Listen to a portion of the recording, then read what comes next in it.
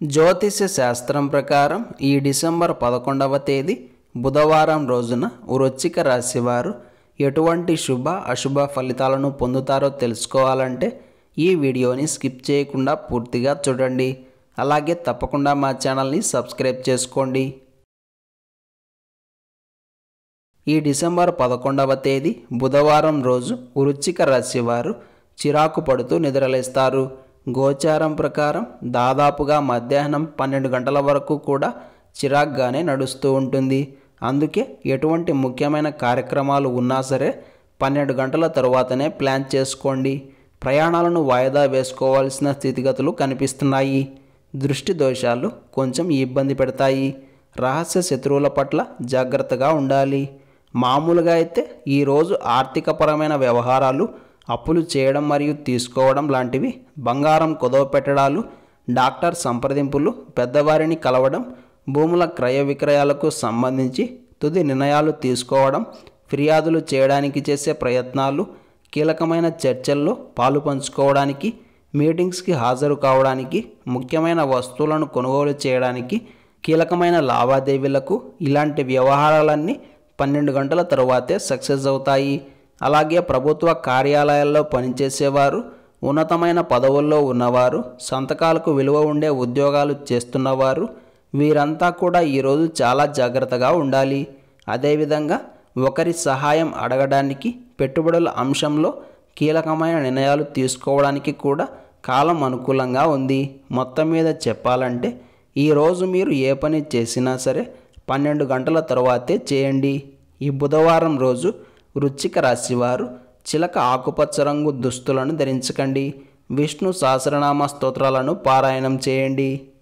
ఈ బుధవారం రోజున ఉన్నటువంటి దివ్యమైన తిథి ఏకాదశి. నక్షత్రం రేవతి నక్షత్రం.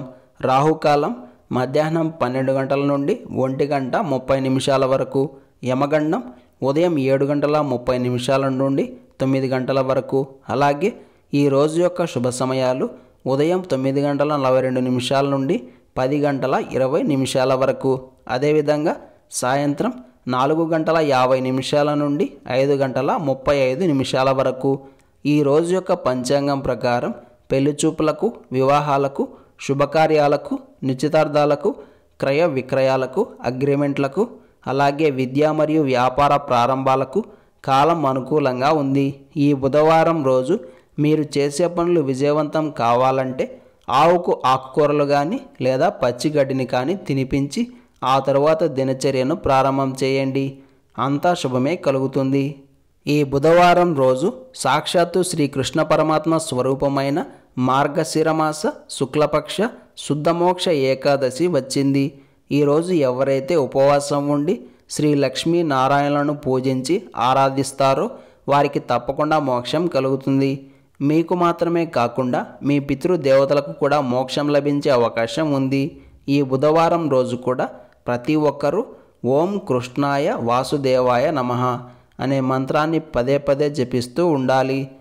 సంతాన యోగం కోసం, అలాగే అబార్షన్లు కాకుండా ఉండడానికి ఈరోజు సాయంత్రం దంపతులు కలిసి సంతాన గోపాల స్తోత్రాన్ని పారాయణం చేయండి.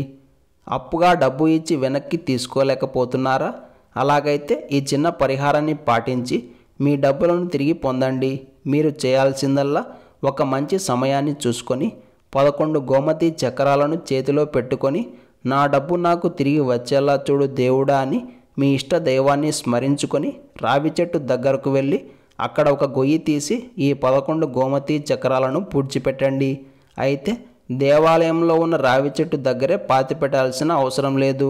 ఒక మంచి రావి చెట్టు ఎక్కడ ఉన్నా సరే పూడ్చిపెట్టవచ్చు.